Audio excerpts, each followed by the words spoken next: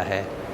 آپ کو پتہ ہے کہ اللہ تعالیٰ نے سب سے سخت عذاب کس قوم کو دیا ہے؟ سب سے سخت عذاب اللہ تعالیٰ نے حضرت لوط علیہ السلام کی قوم کو دیا ہے۔ آپ تفسیروں میں دیکھیں، آپ کو مفسرین حضرات کے اقوال مل جائیں گے کہ سب سے سخت ترین عذاب اللہ نے حضرت لوط علیہ السلام کی قوم کو دیا۔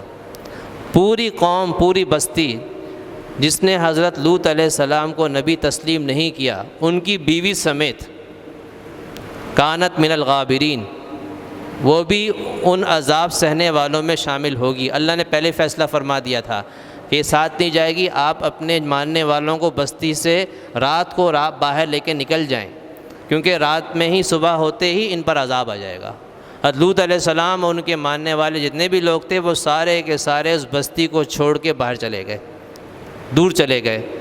صبح کے قریب اللہ تعالیٰ نے ایک فرشتے کو بھیجا، ایک فرشتہ آیا، اس نے اپنے صرف ایک پر کے ذریعے سے وہ پوری بستی، تقریباً 5 قومیں تھیں یا 5 بستیاں تھیں، وہ مجموعہ جس کو سدوم کہا جاتا تھا۔ آج کل اس جگہ پر ڈیڈ سی ہے، بحر میت، بحر مردار۔ اسرائیل اور جارڈن، اردن کے درمیان وہ سمندر ہے جس کو ڈیڈ سی کہتے ہیں۔ ڈیڈ سی اس لیے کہتے ہیں کہ وہاں پر کوئی جاندار چیز موجود نہیں ہے، اس کا پانی اتنا نمکین ہے کہ کوئی ایک مچھلی نہیں ہے اس کے اندر، زندہ رہ نہیں سکتی۔ کہتے ہیں کہ تقریباً کوئی 25% اس کے اندر نمک ہے، نمکیات ہے۔ عام سمندر میں 5% یا کچھ % ہوتا ہے، اور اتنا اس نمکیات کی وجہ سے وہ پانی اتنا بھاری ہے کہ کوئی چیز اس میں ڈوبتی نہیں ہے۔ آپ اس پہ لیٹ جائیں، آپ ڈوبیں گے نہیں، اوپر ہی تیرتے رہیں گے، جیسے نہیں مرکری کے اوپر کوئی چیز تیر رہی ہوتی ہے۔ تو وہ جگہ ہے جہاں پر یہ قوم آباد تھی۔ تو اس فرشتے نے اپنے ایک پر کے ذریعے سے وہ پوری بستی کو اٹھایا، سارے انسانوں سمیت، سارے مکانوں سمیت، ساری جائیدادوں سمیت، اور اٹھا کے بلند کیا، کرتے کرتے کرتے آسمان تک لے گیا۔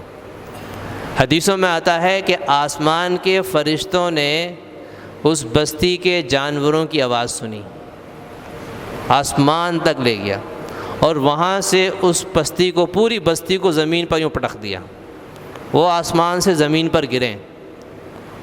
اور پھر اللہ تعالیٰ نے فرمایا کہ اس کے پر ہم نے پتھروں کی بارش بھی برسائی، نشان زدہ پتھر بھی اس پہ برسے۔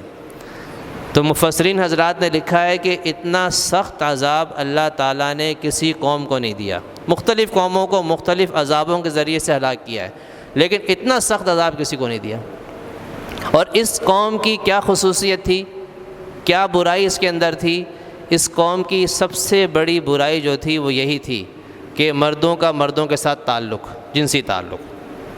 اور اللہ تعالیٰ نے قرآن میں فرمایا کہ یہ ایسا گناہ ہے کہ اس سے پہلے کسی انسان نے یہ گناہ نہیں کیا تھا، یعنی کسی انسان کے ذہن میں بھی یہ بات نہیں آئی تھی کہ اس طرح سے بھی کوئی آدمی اپنی خواہش پوری کر سکتا ہے۔ سب سے پہلے حضرت لوط علیہ السلام کی قوم کے ذہن میں یہ بات آئی، اور انہوں نے باقاعدہ کیا کیا کہ ان کے جو مرد تھے وہ اپنی شیو کر لیا کرتے تھے تاکہ عورت نہ دکھائی دیں اس گناہ کے لیے۔ تو اس سے آپ اندازہ لگائیں، اسی وجہ سے اس واقعے کے تحت پھر علماء نے اس گناہ کی مختلف سزائیں ذکر کی ہیں۔ آپ صلی اللہ علیہ وسلم نے فرمایا کہ اس گناہ کے کرنے والے پر اللہ تعالیٰ 7 آسمان کے اوپر سے لعنت بھیجتا ہے۔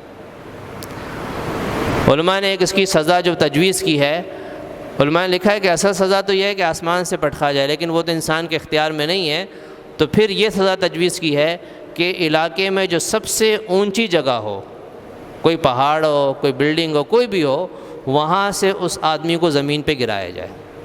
یہ اس کی شرعی سزا مقرر کی ہے، بلکہ علماء نے لکھا ہے کہ اس کی شرعی سزا زنا سے زیادہ سخت ہے، کیونکہ یہ گناہ زنا سے بڑا گناہ ہے، کیونکہ وہاں پر تو امکان ہے کہ وہاں اس بات کا امکان ہے کہ آپس میں شادی ہو سکتی ہے، زنا کے بعد شادی کا چانس تو ہے نا، لیکن یہاں تو کوئی چانس ہی نہیں ہے نا، یہاں تو کوئی راستہ ہی نہیں ہے، راستہ ہی بالکل مسدود ہے۔ وہاں راستہ کھلا ہوا ہے کہ توبہ کر لے، بعد میں شادی کر لے۔